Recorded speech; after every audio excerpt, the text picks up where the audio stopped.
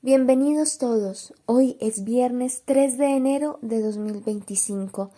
Esta es una edición especial para el santuario de Nuestra Señora del Rosario de Chiquinquirá, el Santuario Mariano Nacional de Colombia.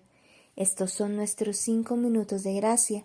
Fray Nelson Medina toma la palabra de Dios de la Santa Misa de hoy. Escuchemos. Hermanos, hoy es un buen día para recordar lo que nos enseña y nos advierte la Sagrada Escritura con respecto al mundo. Ante todo, advirtamos que la palabra mundo tiene varios significados cuando se trata de la Biblia. La palabra mundo puede significar la creación, como cuando decimos que Dios es el que creó al mundo, Dios es el creador de todo cuanto existe. La palabra mundo también puede hacer referencia a la humanidad como destinataria del amor de Dios.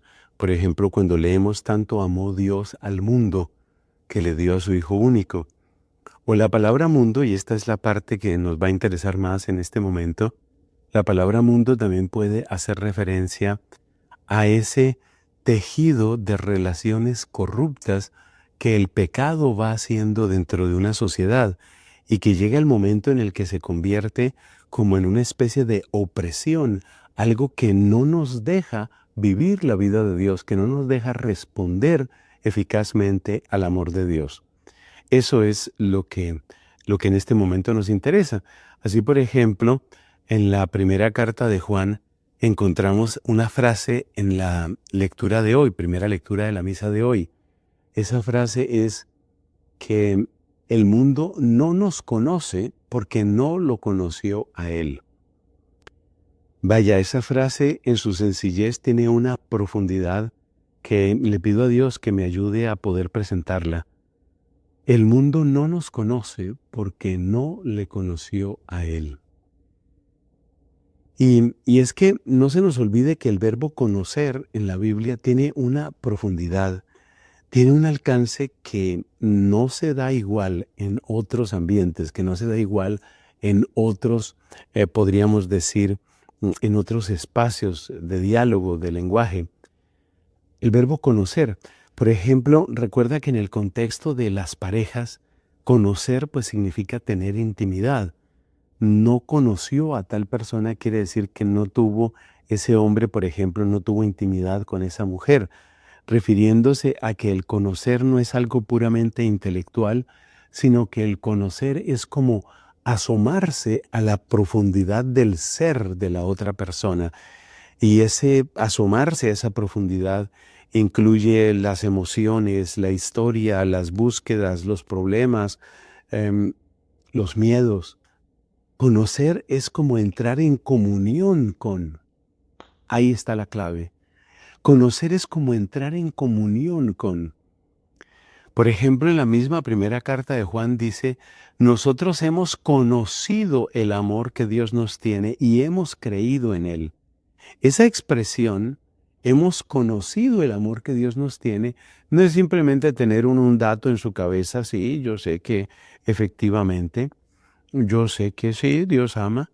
No, es algo que se parece mucho a lo que solemos llamar hoy una experiencia. Es tener la experiencia del amor de Dios. Es conocer por experiencia. Es el conocimiento del que hablaba Santo Tomás de Aquino, conocimiento por connaturalidad. Así, por ejemplo, pensemos en un carpintero. Un carpintero no se forma simplemente siguiendo en su cabeza unas instrucciones. El carpintero tiene que tomar esa madera, tiene que tomar esas herramientas, probablemente tiene que hacer callo en sus manos, tiene que sentir el olor de la madera y tiene que llenar sus vestidos de aserrín y entonces aprende a ser realmente carpintero. Lo mismo podríamos decir de tantos otros artesanos o también de los campesinos. Tú no aprendes a manejar el arado simplemente mirando unas diapositivas, mirando unos esquemas. Tienes que entrar en el campo. Entonces el conocimiento en la Biblia se refiere a eso. Se refiere a esa entrar en comunión. Así, por ejemplo, cuando se da la intimidad entre el hombre y la mujer, se da como una especie de comunión entre ellos.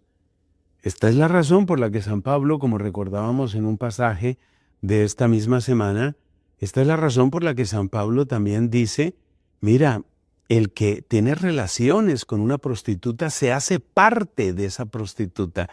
De hecho, hace que sus miembros, es decir, su cuerpo que le pertenece al cuerpo de Cristo, se hace parte de esa prostituta.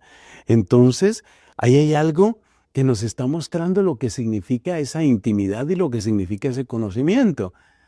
Con esas advertencias, miremos a ver qué es lo que nos dice. ¿Qué es lo que nos dice esta primera carta de Juan? Dice, el mundo no nos conoce. ¿Qué quiere decir eso?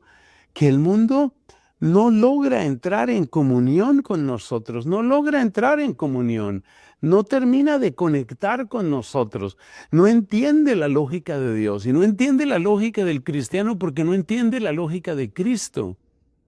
Entonces, por ejemplo, Cristo dice en una recomendación que todos conocemos, Cristo dice, aprendan de mí que soy manso y humilde de corazón. Esas son palabras de Cristo. Aprendan de mí que soy manso y humilde de corazón. Pero, ¿qué significa la humildad dentro del lenguaje del mundo? Este mundo nuestro que está lleno de tanta vanidad, de tantas trampas, intrigas, hipocresía, apariencia. La humildad, ¿a quién le interesa la humildad hoy? ¿A quién le interesa la mansedumbre?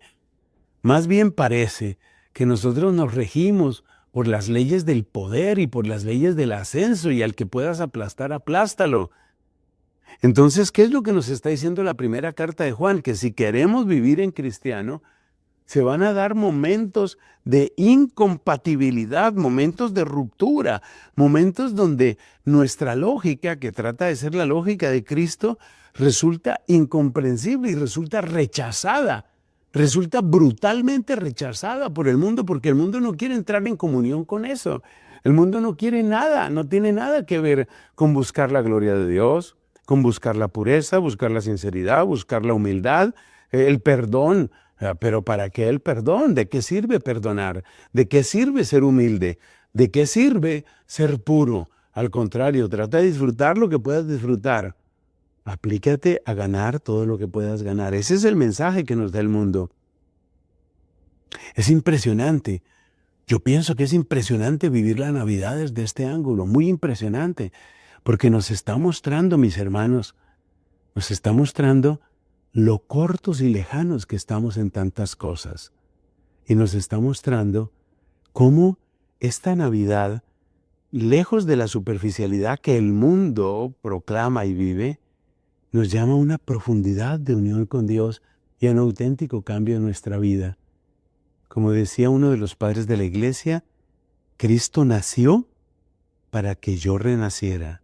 Él nació para que yo tuviera vida nueva. Que se cumpla en ti, hermano, y que se cumpla en mí. Soy Fray Nelson. Suscríbete, únete a mi canal. Extendamos juntos la evangelización católica. Dios te bendiga.